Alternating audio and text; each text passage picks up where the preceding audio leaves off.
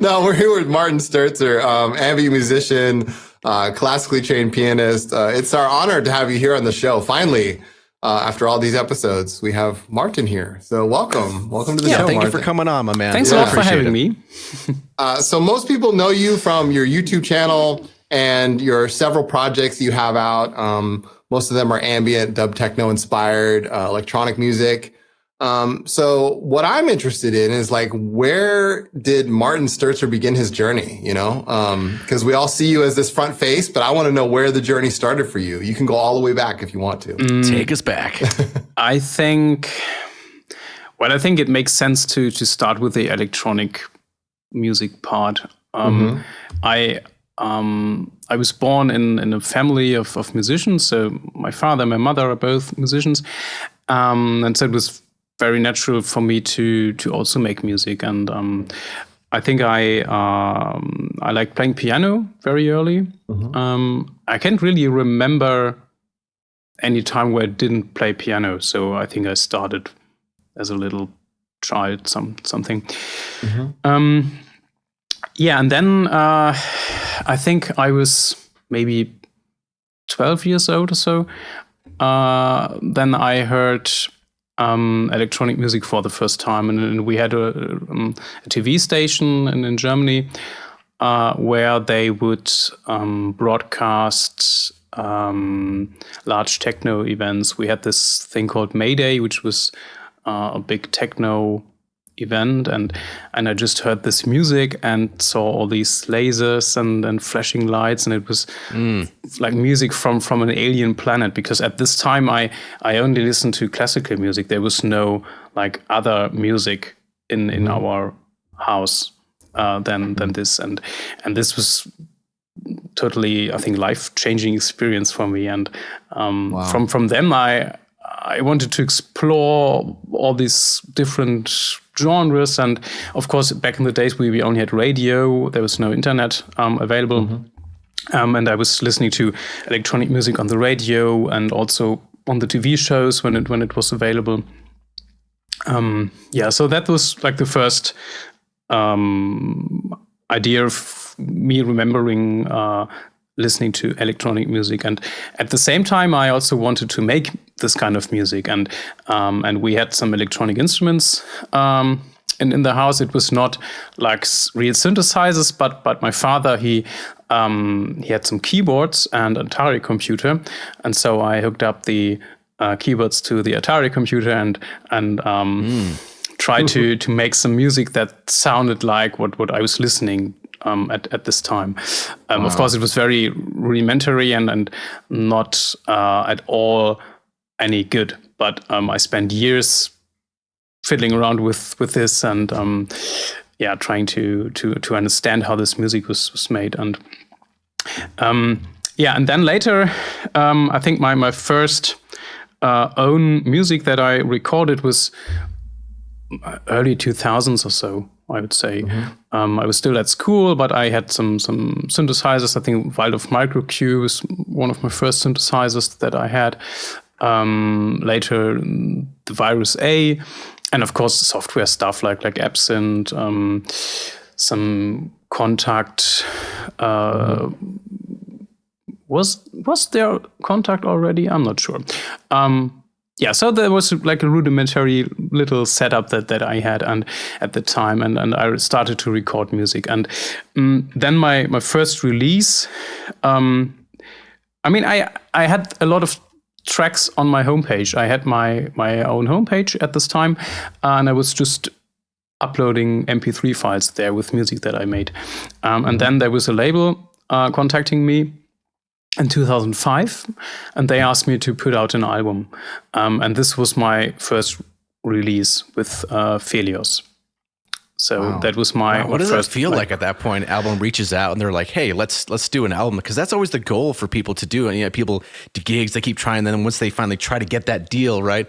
What does that feel like to you once you see that come in and you're like, "Now I get to produce something"? Does it like feel like you level up in a certain way? It's hard to recall, but of course it felt like reaching another level of making music or being creative, because It's another thing if you upload something to your homepage and maybe like 50 or 100 people listen to it, or if you have like a CD pressed with, I could not have done this on my own at this time. I mean, today I release a lot of my own music on CD. It's not such a big deal anymore, but I mean, how old was I, like 20 or so? And so, of course, that was very, very cool. And also, what was following was that I was playing a lot of gigs in Germany and also other countries in Europe, because this music project and this label had a lot of collaborations with other labels and artists and venues and so on. And so I was playing gigs in Berlin and somewhere near Munich. I was traveling to Poland. I played in the Netherlands. So it was really spreading out. But like I said, all with my that was dark just ambient. you playing the gig solo by yourself? Yeah, it was all my. So what kind of setup would you take on the road with you? Like, was it just maybe a couple synths and like a laptop? It was. Or like, what did you... Why do we have this stupid thing? I have to deactivate this. Okay. I love the bubbles. They just you never expect when the bubbles come. I hate OS updates so much, and this is something they added in the recent. I don't know how to switch this off. I hope it doesn't happen too often. No, I was carrying way too much stuff. I always had my whole studio with me, and I was like having multiple keyboard stands and synthesizers, and it was quite a lot. And always, and for me, I must say, at this time, I was already working as a professional organist, and I started studying music at the music school, music conservatory. And so for me, the idea of playing a show only with a computer was completely... I couldn't believe my eyes. I saw other people who just had like a cassette tape recorder or maybe a laptop, and I saw that they had just had running like 2 audio files there, and this was, I was totally shocked, to be honest. And for me, it was the most natural thing to do all this with me to have like my whole studio with me and have all these keyboards around me. It was completely out of my how do I say it?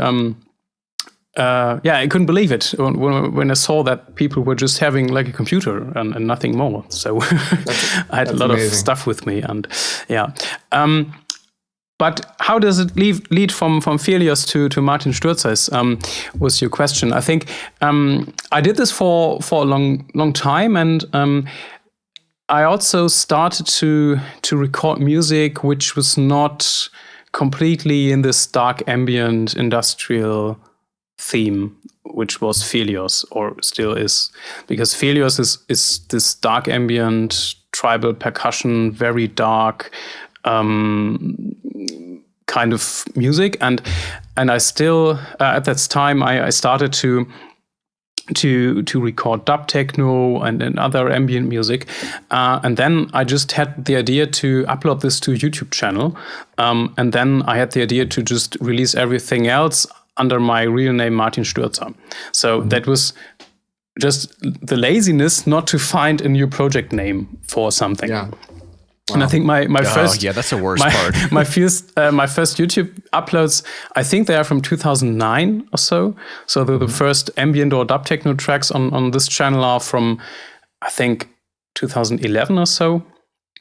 So really, really early. And everything kind of went a little faster around 2014 when I started to upload whole live sets and playing whole dub techno live sets with like 1 hour or so. And at this time, not many people were doing that, I believe. At least I didn't see. And I mean, I uploaded some music and to be honest, I didn't really know that there was something like a comment section on YouTube. And then I just uploaded the video, and a year later I logged back into that account and was very surprised to see that some of these videos already had like 20,000 viewers and lots of people making comments on it. It was very funny. Yeah. So, I mean, I think this goes for everyone who did something that was not completely terrible and uploaded that around 2010 or so, or even earlier, because it was so... and also interesting to know is my first online concert was on January 1st, 2011. And it was not even, that is early. It was not even on YouTube, because YouTube didn't have live streaming at the time. Sure. I have a recording of that, and it's like a not listed video on my channel. Maybe I will just post the link at some point. But so this was like very, very early. Yeah, and then I grew more and more attached to this kind of music. And I think the first release with Martin Stürtzer was this 7 pieces for Synthesizer tape that I did in 2018, or was it 18? I think so. I played this 3-hour set on my birthday and recorded everything, and then I cut the music to make a release. And I think this was the first release with Martin Stürtzer on a physical medium. And yeah. And then 2020 happened with everyone sitting at home and me having the, from today's point of view, not bad idea to do a lot of live streams and online concerts. Sure. Yeah. So. Wow. So you're someone who exemplifies, at least to me, the professional musician. Like, you know, you have the setup and all the albums to back it up. Was there ever a point, like, was there any other career path for you, or was it always music? Yes. I was always that guy who said, I don't want to make music on a professional basis, because it's my hobby, and when I do it to make it like a professional thing, I lose my hobby. And the first time my first studies on the university were, how do you call it in English? It was the goal was to become a teacher. And I studied music and mathematics to become a teacher at a regular school. And I even worked at a regular school as a teacher, I think 7 years in total. Distributed to, I think, it was two times. So one 6-year period and then another 1-year period. So that was me trying to make like an almost normal job. And but then I had to quit. So I love quitting. It's my favorite thing to do, to go somewhere and say, hi guys, sorry, but I quit. And I must say that this is like from the financial point of view, it's a kind of a job that a lot of people want to do, because you literally have to die to not get any money anymore. So that would be like a lifelong position and everything. But it was not a lot of fun, and also giving me not enough space for making music, because the schedule was so unflexible, and that was for a lot of reasons very, very bad. And then I had the idea to go to the music conservatory again and study, what is it called? It's called Kirchenmusik in German, so it's probably like church music. I'm not sure if that makes sense. So you learn playing the organ, the church organ, but also choir conducting and writing score, and lots of stuff related to everything you need to do in a church. And you need to know, in Germany, churches is not like this band stuff that we at least I see a lot on YouTube or so, but it's like this traditional thing with an organ or a piano or a choir and stuff like that, and so I went to study that, and then I also got a job in that field. So I'm like hired at a church to make choir lessons with, I think, 3 different choirs, like children's choir, like youth people, and also like regular grown-up choir. And play the organ, piano, and everything that needs to be done there. And this is a job that leaves me a lot of space for making my electronic music, and sometimes there are also connections in between, because I can use the church to make ambient concerts. And maybe you know that I make a lot of concerts and festivals in churches here in Wuppertal, where I live. So it's a regular thing for me to invite artists to play shows in a church here. And so that is. Well, we all know you, Martin, and you're such a kind and personable guy.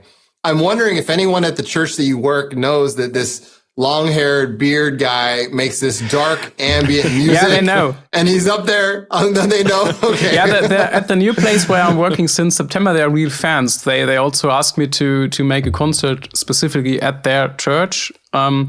And I mean, it wouldn't work the other way around. If they were like, oh, we don't want you to do that music, then I would just run away. Right. It would make no sense at all. I mean, I'm sure that they don't know that I also like to listen to black metal music a lot. No, that I mean, why would they? That would be stupid if they had a problem with that. That wouldn't work. and they know that I make a lot of things, and as long as I'm reliable and on time doing my things that I should do there, they are all fine. And absolutely. And music is music, right? It doesn't really matter where it comes from, what the source is. It's all absolutely. That was very funny. Right. I had one guy commenting that was so rude, actually. Under, I think, one of my last shows, he made a comment. He said, well, Martin, thank you. That's very nice electronic music, but I cannot see any skills on the playing level. Maybe it would be a good idea for you to learn an instrument like the piano. And I just made, as a comment, I just posted a link to me playing 2 Beethoven sonatas on the piano.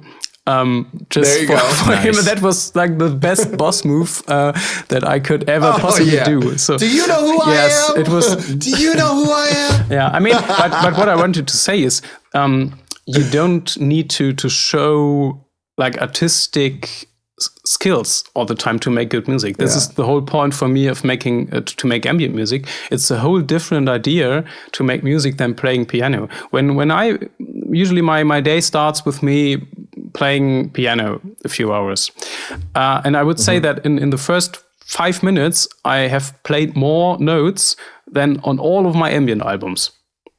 Oh yeah. But is it better music or not? I'm not sure. I don't know. It's completely different. It's another idea. It's ambient music is more about sound and more about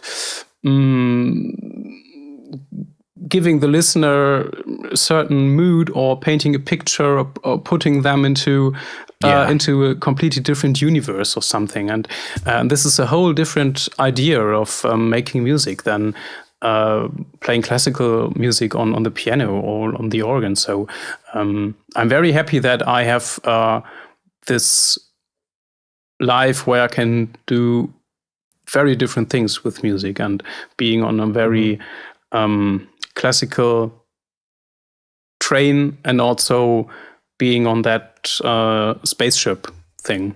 It's very Right. Yeah. So obviously one of the most storied parts of your whole presentation is all the hardware that you surround yourself with. Do you feel like the hardware is what inspires you, or you just like, is that what really kind of sets the tone for your music? Is just new pieces of hardware, or how those pieces of hardware interact?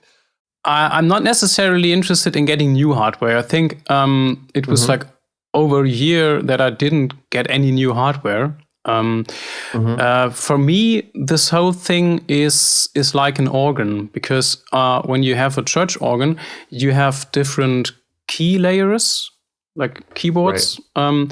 You also have the pedals for the foot, and also you have a lot of different sound timbres that you can pull in and out and change the sound of what you're playing.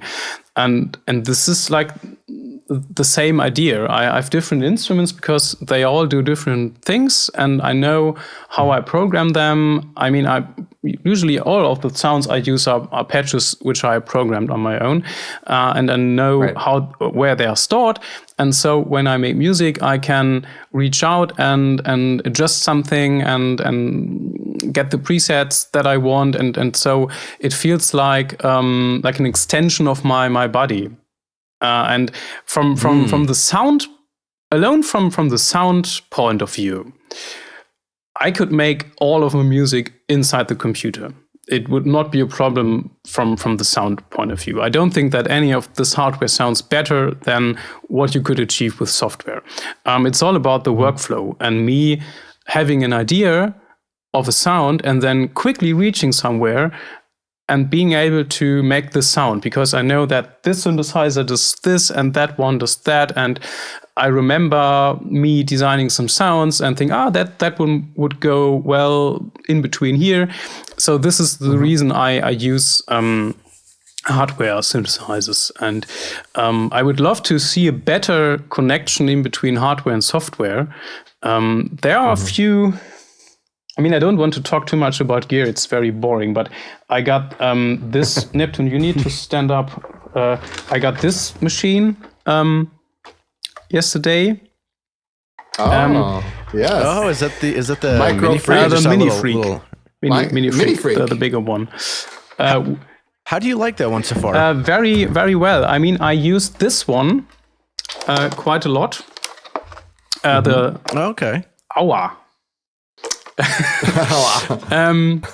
The Micro Freak. And what I like about the Mini Freak is the integration of the hardware and software, because you have the same thing as a plugin, and you can click on one button and then they talk to each other, and you can make all the changes on the hardware or on the software, and you can exchange the presets. And this is how I like this to be, because I can still make all the sounds on the computer if I want, but when I play live, I have this in front of me. I can change the presets, see the names on the display. I mean, even something simple as changing presets is so complicated. Maybe I'll talk about this for a few minutes. One of the main reasons why I use all the hardware when I play live on stage or in my studio, I can have a setup in Bitwig or Ableton, let's say with 8 tracks. And on each track, I have a channel for one of my synthesizers. And then I can change the patches, the sounds, on the synthesizer. And I still only have 8 channels.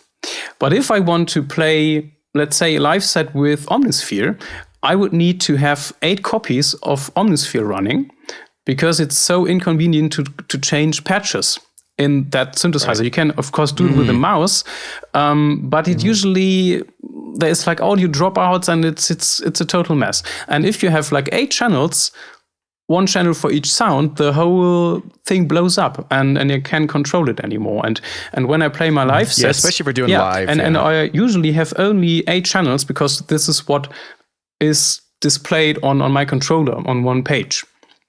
And so without changing the pages, I have everything on one panel. And this is why I like to work with the hardware, because then I can switch the patches. I did want to ask you about your live performance kind of thing. So like, how much time do you kind of think about the process of, okay, this is how my session's going to be set up. This is how many synths I'm going to use. This is the next thing. Because I was kind of trying to geek out and watch your screen on one of your live streams. And I'm like, interesting. I wonder what the thought process is behind that, as far as, because you're using the clip view, right, in Bitwig? Mm-hmm. Yeah. For the live shows only. Do you refer to the home concerts, for instance? Or yeah. Usually, I mean, I'm constantly working on something. And usually when it's like 2 weeks ahead of the date when I want to release the home concert on the first Sunday of the month, I need to think, how can I transform what I did in the last weeks into a live set? And usually I take like one piece of music and from there expand it to a whole live set. So when I do these shows here, I don't need to limit myself to use just a certain instrument. When I play a show outside somewhere, then I try to think, okay, I want to take this and that synthesizer, and then I try to create all the music based around these synthesizers, because I would not take a synthesizer to a show just for one sound. But when I do my shows here, I can have the luxury to just use like one sound for, let's say, the Moog Matriarch or so. But usually I try to find maybe a theme or a musical idea. So I think, do I want to have a lot of sequences this time, or should it be more quieter with a lot of pads and atmospheric sound? So I think the general direction is determined in advance. Yeah, you see, that's really hard to talk about this. I don't think about it a lot. I just do it. I think this is the most disappointing answer for someone explaining something. No, it's interesting. It gives a peek behind the curtain. I've always done things linear, right? So like if I'm laying out a track, I always look at the arranger view and kind of just build from there. And I see some guys using the clip view, and I'm kind of curious to dip my toes into that a little bit. And I see that you're using this. I'm like, it's a totally different workflow that I'm used to. So that's what's kind of really interesting about it. Because you can sit there and just kind of loop things out, add things in, take things away, and kind of make it more of an organic live piece, which is kind of cool. So it's not just like, this is the chorus, this is the verse, this is the end, and this is the song, right? I can definitely say that it's absolutely not linear. I never use the timeline thing on the live sets. And usually I try to find, maybe I think I can explain it a little bit better than a minute ago. My sets are divided into parts, and for each part, I assemble sounds which work together well. So I am trying to find one or two pad sounds. I try to find a sub bass layer. Then I program one or two sequence sounds, and I know that I could play all of these at the same time, and it would sound good. That is what I prepare for a part. But when then I record the show or the live set, or play the live set, then it's kind of spontaneous in which direction I go. So, for instance, in the last home concert, in the final part, I started with two pad sounds which I prepared. And I had some clips for sequences in this part, but I didn't use them because in that moment I felt, it would be great to just stay in this outer space territory, and I really was listening better to what I was doing than before when I prepared the set, and I felt, no, this has to stay quiet without any rhythmic elements. And then I quickly went to the Moog synthesizer to find a nice distorted bass sound, which would add another bass layer to that. And then I went to the Matriarch and then find another slow sound to go with that. So then all these elements come together spontaneously, maybe in a different way that I planned. But what I prepare for each part is a set of sounds and maybe also sequences, and stuff that I play on the keyboards. So there are also a lot of empty clips where it just says the number of the patch that I want to use, and maybe information for a reminder from me which key it is, so that I know what I should play. Man, that's interesting. Well, you connected, you connected a lot of dots there for not only me, but I think the listeners. So basically now I know that when you sit down in front of your studio, you're just playing a large electronic organ. It is just Martin on the organ, doing his thing with a bunch of different patches. But also I think, because I'm someone who also has 3 separate projects. and I approach them all in different ways. And sometimes it's hard to articulate or explain how you approach those projects when it is so much by gut feeling. You're just like, I love this sound and I'm going to go into it in this direction. And the music is what comes out, right? There's no other way to put it. You have your intention, your thought, your feeling, and then you just put that into the music, and that's the music that comes out of you. Correct? Am I right in assuming that? I mean, you mentioned different projects. The workflow is different for my other projects. I mean, I'm actively doing Martin Stürtzer. It takes most of the time, but there's still Phelios and also Sphäre Sechs. And the workflow is different with these three projects. What I described is. So how do you approach each project? Phelios is. I mean, how do you approach it? Not at the moment. I'm playing a show with Phelios this week in Berlin, or last week, when I'm not sure when you release the podcast. And I think it's the first live set since 2020, which is like ages compared to what I usually do with my other projects. So it was a bit difficult to get something together. And this kind of music is more constructed on a time scale, like a linear thing. So I'm working more on the arrangement view, where things have a start and a progression and an ending. So this is more like music that I would not say compose, because I don't sit here writing score, but it's closer to that than having this improvisational approach that I have with Martin Stürtzer. Which makes it also more difficult to play live, because I really need to rehearse it. I have to lay out a few things, and then I have to rehearse playing as much as I can on the keyboards. But this is a very different idea. And with Sphäre Sechs, the main difference is that this is a duo. So it's me and my friend Christian. We started working together in 2000. So it's like almost 25 years now that we play together. And this is also a completely improvisational approach. So we both prepare our sounds. He is only playing the Theramin with 1 million of pedals behind it. And I'm also playing synthesizers and hardware, software, whatever. And then we just record. We usually meet for a weekend, and then we record like 8 hours of music. And after that, we listen to all of that and cut out the parts that we really like and arrange something out of it. So this is also a completely different approach than, Well, as soon as you say the word theremin, so interesting. It's like, wow. Does anyone even, I didn't even realize that Sphäre Sechs was a theremin with a whole pedal board or something like that. Like that's crazy to me, because it sounds so, and it kind of makes sense actually. Now that you say it, it's organic, dark ambient. Because it's not so quantized.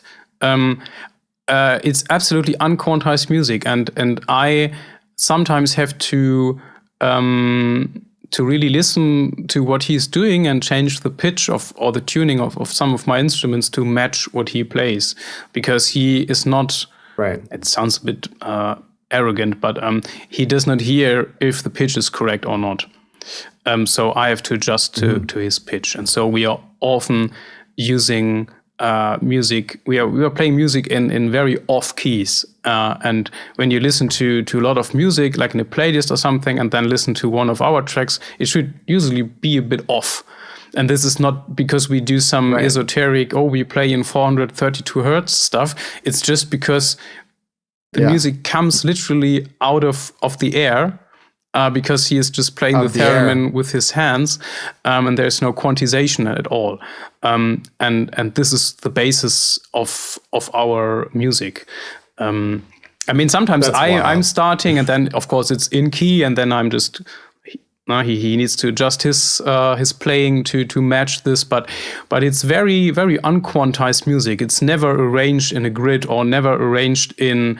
Where we're going, we don't need grids. It's absolutely out of space stuff, and it's completely free and improvise. To a certain degree. Of course, we also prepare sounds and play them to each other and think, okay, this could work with that one and this one goes here. And so we of course have a little plan and think about this in advance before we start. It's not just we say hello, have a tea, and then start playing. It's just a lot of preparation, of course. But once we started playing, it's very improvised and floating. Yeah. Well, now I want to get a theremin. Now I want to like grab one and bring it into the studio. They're probably so hard much to fun find. to play with, dude. No, you can get some pretty cheap ones. Like was it Roland that made one or something like that? I forgot who made it one recently. No, the Moog Theramin. Christian had the first one was assembled on his own because there was a company called S1gns, and Moog bought this company later, and then they sold this Theramin.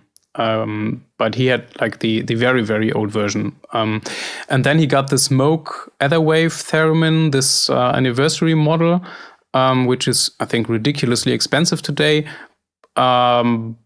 Yeah, and he still has that one. And I would probably go for one of the Moog ones. If you have one with CV out, you can also hook it up to synthesizers and do interesting stuff with it. So it's an interesting thing. I mean, he plays the theremin and uses the sound coming out, but also the CV outputs are connected to his pedals, and he has a lot of these Moog pedals, which can be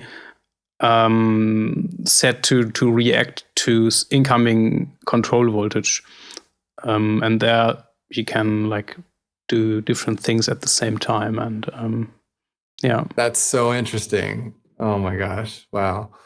So speaking of your music, what inspires you as an artist? Do you do anything outside of just sitting in front of your synthesizers to get inspired? I know you're an avid cyclist. I know you like to go on long distance bike rides. Yeah, you need to go out a little bit. I mean, I really like to be outside. It's not like that I live in an area where it really makes sense to go out a lot, unfortunately. But I have these annual tours to Norway, where I just walk through the mountains for like 2 weeks with a tent, without any people there. So it's more, I mean, definitely nature and of course space, which I would also call as a part of nature. I mean, we are all in space. We're just like on a little organic spaceship, very, very little piece of rock that accidentally flies in circles around another rock. No, it's not a rock. It's like a gas thing, but whatever. So what inspires me? It's definitely nature and the emptiness of people in nature.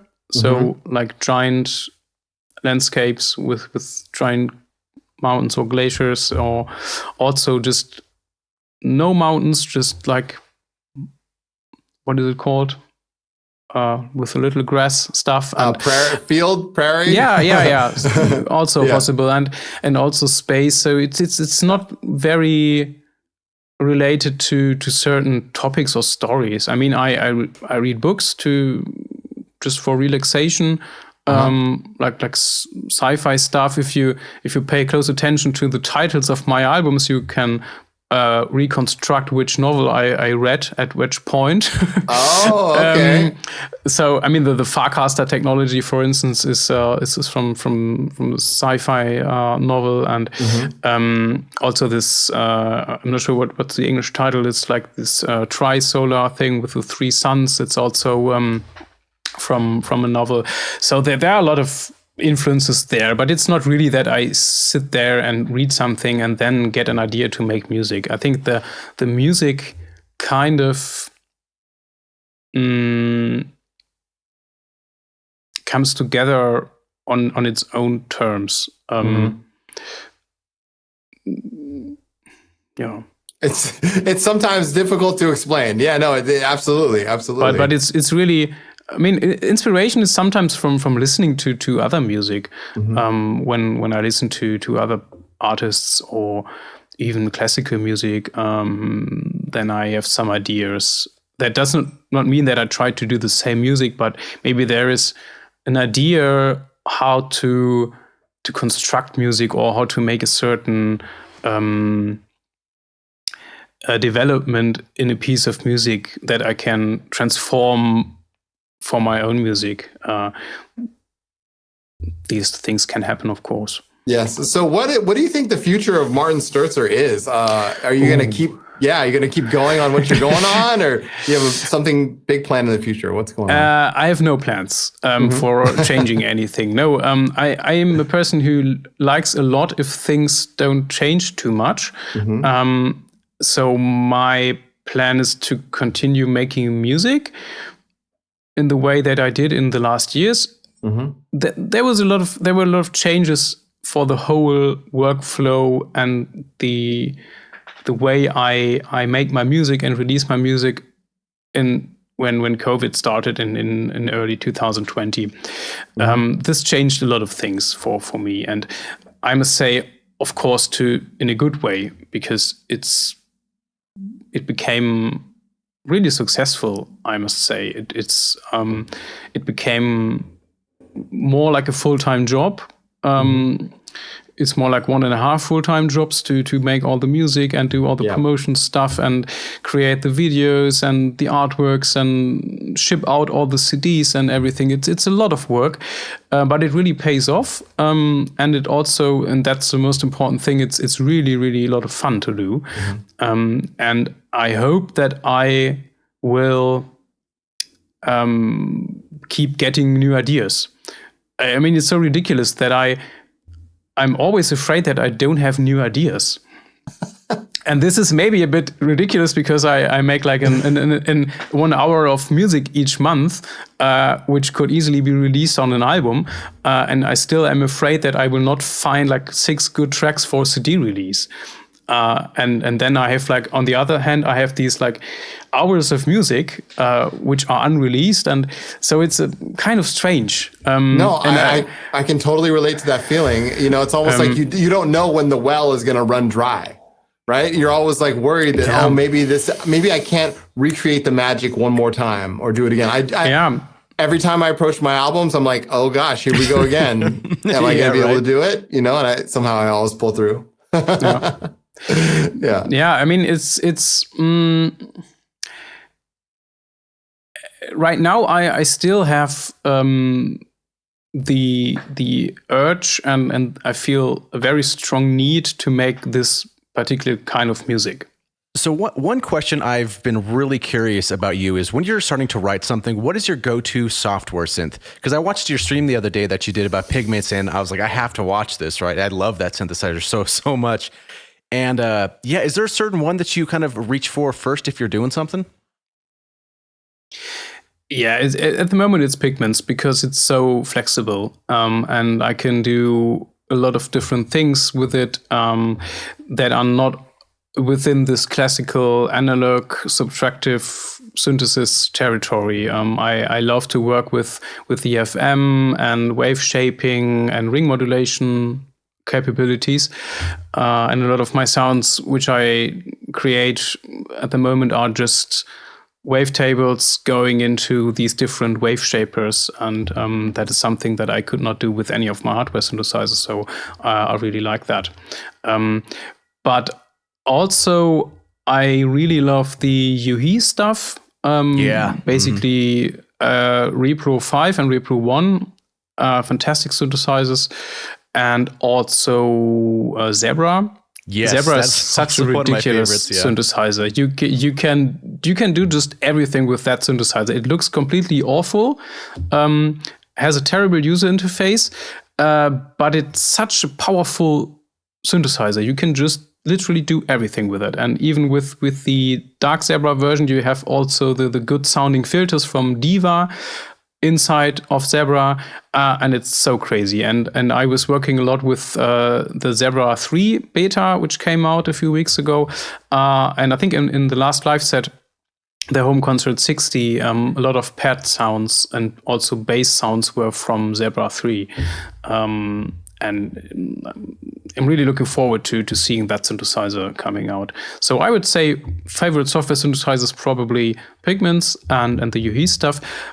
Also, for all the great sound set stuff that exists, I like Omnisphere, but I really hate to program that. That's what everybody says. They say like Omnisphere is great, but I hate programming that thing. It's so terrible. They made so many design choices that don't make any sense to me, at least. And so I love using the Luftroom stuff a lot. I have a lot of sound sets by Luftroom that I use a lot in my music. But these are really like the only preset sounds from other sound designers which I use. But I would not call that one of my favorite synthesizers because I really can't program it. And it's also the only synthesizer where the graphical user interface completely lags on my computer.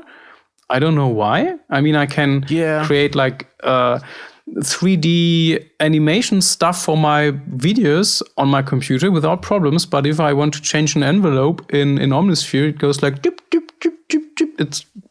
I don't understand this. So no, I don't want to work with that. That's what everybody says. Yeah, like just it's a clunky to work with and all that. And I was like, like sometimes like UIs do make a big difference. And I think you made a good point on Zebra, especially like the Zebra HZ. It's cool. I really love that synthesizer. The interface, when you first get it, you're like, what the hell is this? Mm-hmm. And for some reason, after a certain time, I don't know if this kind of happened with you, but I kind of liked it. Like I went to different skins. I went to the Neumann skin. And then I think that was what it was called. And yeah, and like those were cool for a while, but I went back to the original. I'm like, I kind of like it in a weird way. I mean, sure, it'd be nice to see modulation depth and stuff like that, but man, the sound you get out of it, just one oscillator, dual and stereo it, damn, it's amazing. Yeah, it's endless possibilities, and they pay no respect to being nice to the user. It's not like, oh, look, we have a nice interface that looks like a Prophet 5 or stuff like that. It's just like the poor, it's like a Ferrari engine. It's so powerful that most people would crash it into the next wall if they went there. And yeah, I really like that. This is like for professionals. You immediately feel like a serious person when you work with Zebra from starting there with an init patch. And yeah, it's cool. But I think that Pigments is coming very close, not in terms of sound, but from the possibilities, because you have all these modules and you can modulate everything. And Pigments makes it so nice to do that, because you can see the modulations instantly on the screen, and I feel that I'm always in control of my patch because I can see everything, and they did a great job in having everything laid out in a good way. This is also why I got the Mini Freak, because the Mini Freak is basically a little reduced version of Pigments with different engines, oscillator engines, and I think it's the closest thing you can get in hardware to Pigments these days. So Martin, I do have one final question for you, and I think this comes up with a lot of viewers that watch your stuff. They see all your synths out there, they see your performance, and it looks so fluid, so organic, and I think some part of us thinks that I want to do that, right? And if there's someone out there that's listening and they see all this gear, this music that's coming at them, and they like it and they want to do that, how would you tell them to start doing what you do? What's the advice that you would give someone like that? My advice is, first, if you already have something, then you should stick to what you have and not buy anything new. I think it really doesn't matter what you use, because most tools these days are really, really good. And my idea is to really master one synthesizer. Or if you use software, to really understand everything in that software. And for me, the key to making my own music is being able to design my own sounds. I really don't like to listen to music where it screams Arturia View Collection presets from 100 meters away. Instead, I would always try to make my own sounds. And if you understand how to use a synthesizer, then maybe you will come to a point where you reach a limitation of that synthesizer. Once you fully understood how an oscillator works or a filter works, then only you are able to understand, why do I need a different synthesizer which has a different filter or different oscillators? I mean, I also receive a lot of emails from people who ask me for advice, and sometimes they already have a lot of synthesizers because they think that this kind of leads to making music, but it doesn't. I mean, it's like a piano. You don't need 5 pianos if you don't know how to play one piano. It's not That's a good point. giving the music any benefit. And my idea would be to, I mean, you shouldn't go for like a total piece of crap software or whatever, but it doesn't really matter if you use Ableton or Bitwig, or if you have like a more expensive synthesizer or a cheaper one. It's not really the issue. I think it's very important to learn and understand everything about this. I mean, I remember when I started making music, electronic music, I had this Yamaha keyboard, which was not actually at all built for making electronic music or techno music.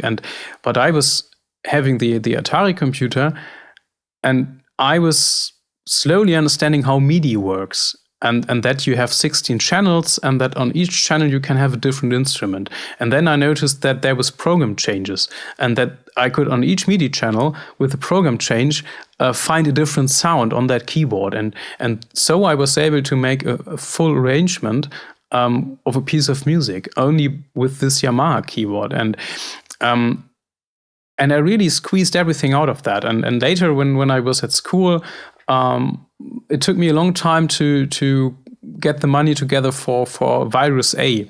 That was my first real synthesizer. I know that was the Micro Q.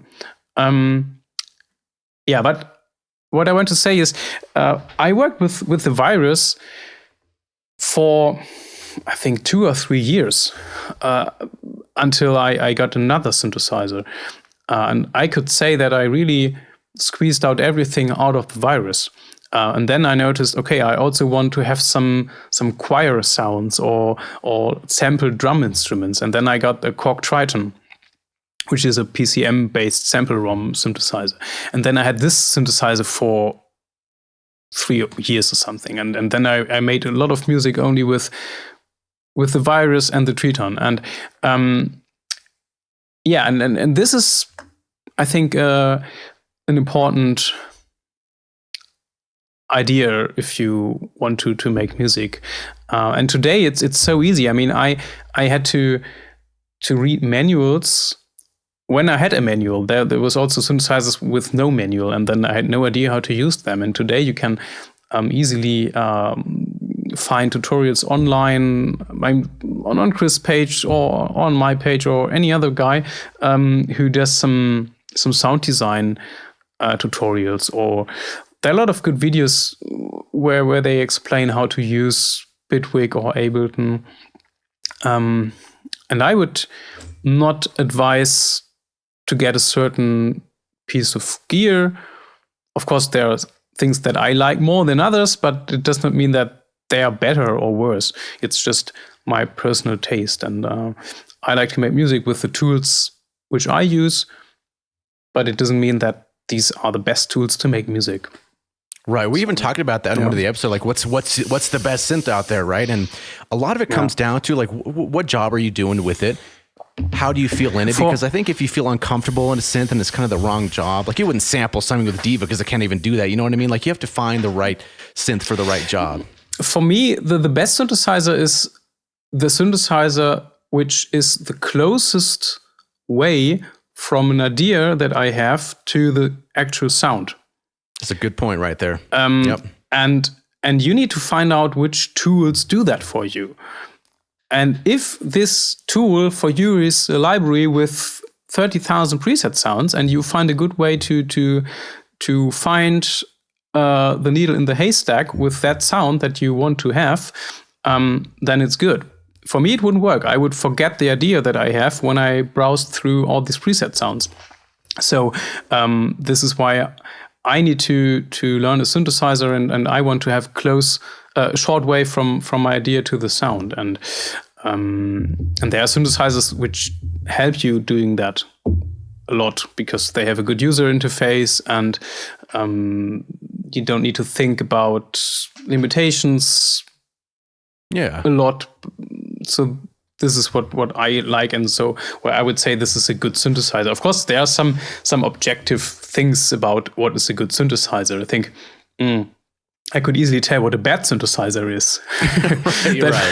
That's very easy. That would be a synthesizer where maybe the filter sounds very harsh and aggressive, and there's only a little sweet spot where it sounds good. That would be a bad synthesizer, or a synthesizer where the range of the envelopes is badly chosen by the developer, so that you have only a tiny fraction where you can do something useful with an envelope, and then from 1 to 2 you can dial in some interesting decay time, and then from 3 to 10 it sounds all of the same because the curve is calibrated in a bad way. That is a bad synthesizer, I would say.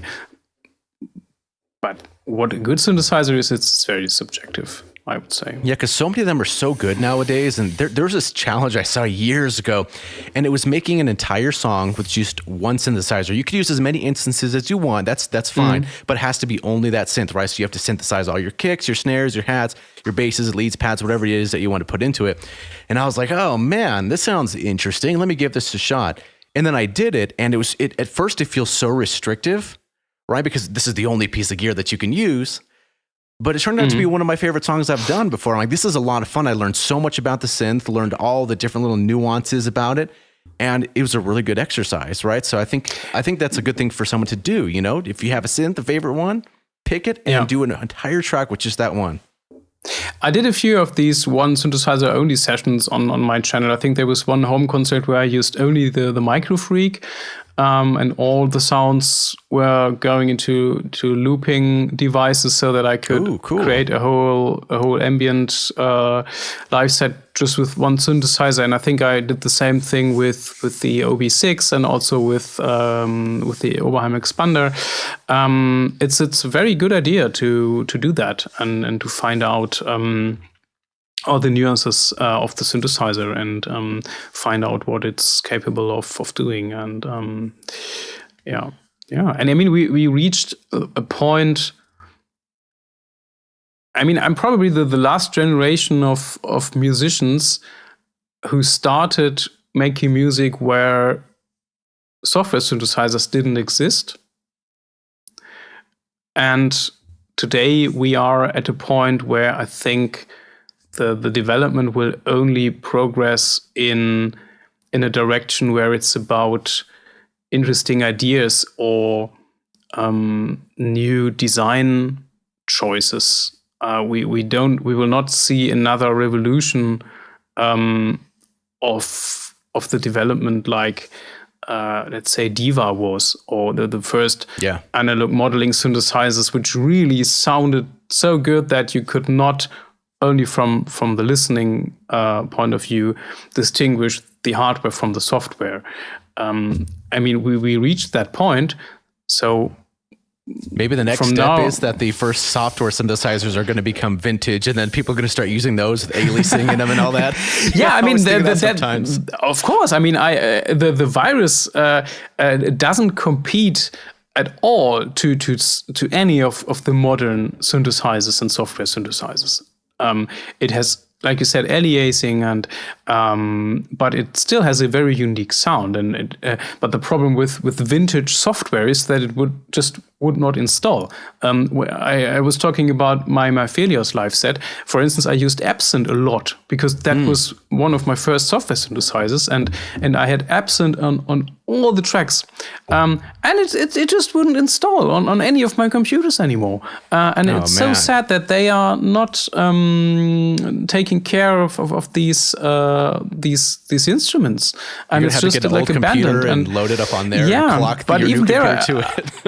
I have no idea. I would probably have to download like a pirated version because there's no means of installing that anymore with any legal terms, and that's very, very sad. And so I think this vintage software phase will probably not be happening because there's no one who can program that stuff anymore. And I know that the developers of Epsilon are not working at Native Instruments anymore. So who should compile the code to have it running?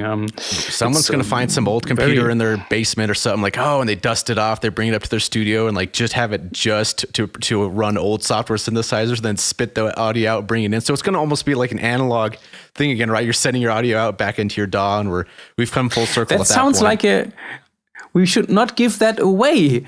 That idea that we make a YouTube channel with retro VST instruments. That's it might be a thing someday. Who knows? Yeah, but it's so ridiculous that there's already so much software that you cannot use these days. There's I think Absent is one probably of the most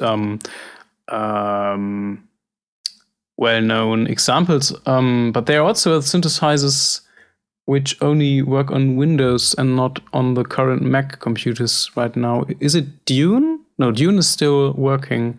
I'm not sure. There was some stuff that people recommended to me, and I could just not install it on my computer. And that's very sad. You're gonna one day you're gonna have like a small computer next to you that's like running like Windows XP or like what was before that, like Millennium Edition or some shit like that. And that just would be for old horrible. Stuff. That might be kind of fun though. Yeah, I have another project which probably no one knows anything about because I keep it like a secret because it's so not related to what I'm doing with my official music. And this project was almost being dead because I could not load the project files anymore. It's a project with me and a live drummer. And we didn't play for like 3 years or so. And then we got a few requests for playing shows. And I was not able to load the Ableton set on any of my computers, literally. And the problem was it was all running on these 32-bit plugins. Oh, right. And when you have it on a 64-bit operating system, it loads the plugin, but the parameters, so the actual sound is not loaded. So you have the init patch on all channels. Oh, that sucks. And so that whole live set was basically completely lost. And I was not able to play this. And it was a few days ahead of the gig, and I was giving that guy a phone call and said, I'm not sure if we can play this gig because I cannot play the music anymore. And it was just from 2019. It was not just like having like my old Commodore computer. It was just literally the same Mac computer, but just due to updates of the operating system, updates of Ableton and whatever, and the plugins and all this this automatic update stuff that happens within Native Access and all the other manufacturers, it was just killing the whole set. It was completely blank. And then I got an old Mac Mini computer from 2017, which had a very old operating system installed.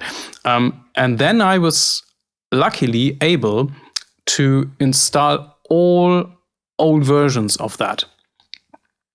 And I found this old installer here and that old installer there. I'm a backup guy. I have this shoebox with hard drives with old stuff. Nice. And smart. Hey, that's smart. And thank you. And I also had a lot of old installers. So I was able to install Ableton 9. I was able to install like Absent and I used Native Instruments Massive a lot, and I was able to find this 32-bit installer so that it would load the preset. It was a ridiculous amount of work just to get a live set running, which was running perfectly fine just 4 years ago.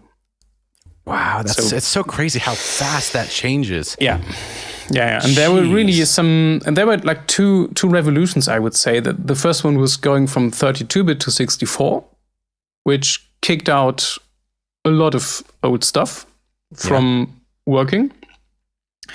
And they're not making it backwards compatible. I mean, I would think that if you program a new synthesizer version, that you try to make it possible that when you load the new version, that it loads the same preset or sound settings that you had in the old version, but they don't do that. It's just a blank patch. And then it was a transition from the Intel processor to the Silicon processor on the Mac.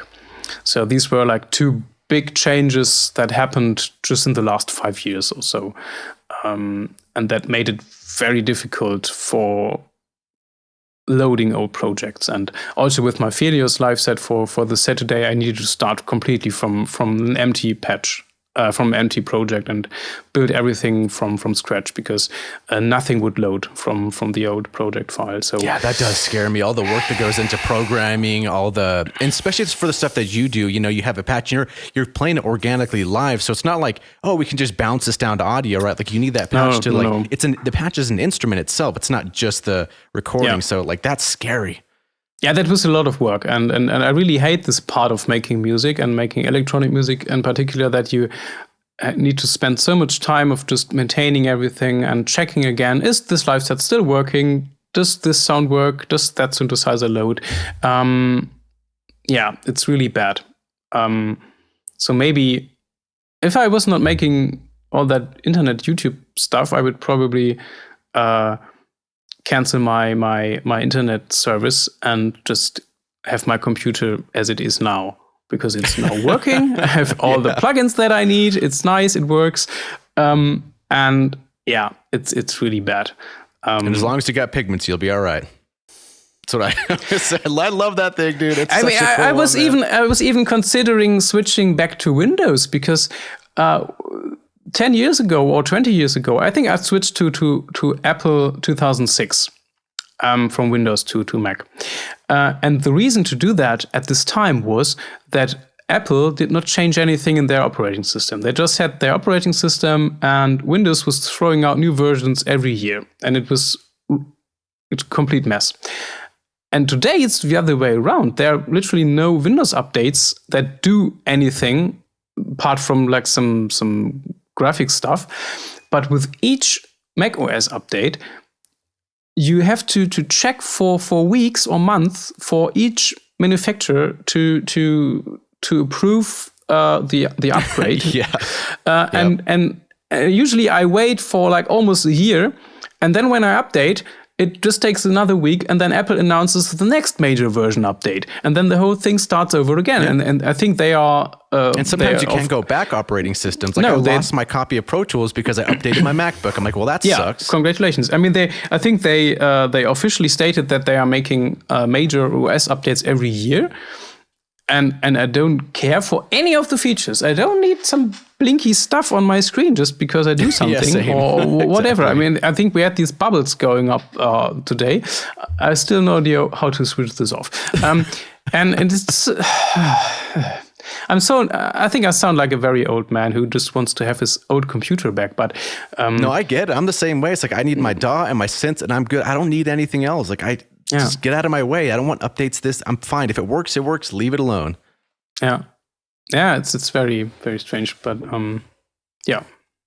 But yeah, so Martin, if anybody's watching this and they want to know more about you and they want to know where to find you, where can they find you at? I took a lot of work into building a new homepage, which just goes myname.de on the internet, martinstürtzer.de. And I try to have all information about videos, releases, concerts on that page. So in case Bandcamp shuts down or YouTube shuts down, there's still a way to find all information. Other than that, of course, YouTube it's a good way. Most of my music is being released there. Also, Bandcamp is very, very good. I could not do this without Bandcamp, and of course, all the people supporting me on Bandcamp. So yeah, Bandcamp, YouTube, and my homepage, I think, are the best ways to find out about my music and other things I do. Awesome. Well, thank you so much for coming on, man. Such an interesting dude. Yeah, guys, if you haven't heard of him, check him out. Check out the live performance stuff. It's really crazy how he has this whole thing going on. And it's a cool way to spend some time and just learn how this process sounds. So thank you guys for watching. And Martin, thank you again for coming on. I really appreciate it, my man. Thank you, John. If you're interested in supporting the podcast, please subscribe to the Signs of Life and John Audio channels on YouTube. The link for our channels is down below in the description and in the show notes. For the video version of this show, please subscribe to the Harmonic Horizons YouTube channel to keep up with all the latest episodes. For bonus content, including additional podcast material, head over to the Signs of Life Patreon page. Paid members get access to Beyond the Horizon, our new series of extended conversations with our guests, as well as several other benefits such as early access to all of his videos, exclusive ambient tutorials, over 100 preset packs for various synthesizers, one-on-one coaching for ambient and electronic music, and tons more. If you'd like to support John Audio and the work he does, head over to his YouTube channel and subscribe. You can also check out his Gumroad page for a selection of free and paid preset packs. Finally, he has a Patreon page where subscribers get access to additional content, such as exclusive music, presets for various synths such as Pigments and Diva, specialized courses, and more. Harmonic Horizons is hosted on Buzzsprout and is now available on all major platforms, including Spotify, Apple Podcasts, Amazon Music, Google Podcasts, and all other major podcast directories. If you'd like to reach out to us or would like to be a guest on the show, you can contact us at harmonichorizonspodcast@gmail.com. Thank you for listening, and we'll see you in the next one.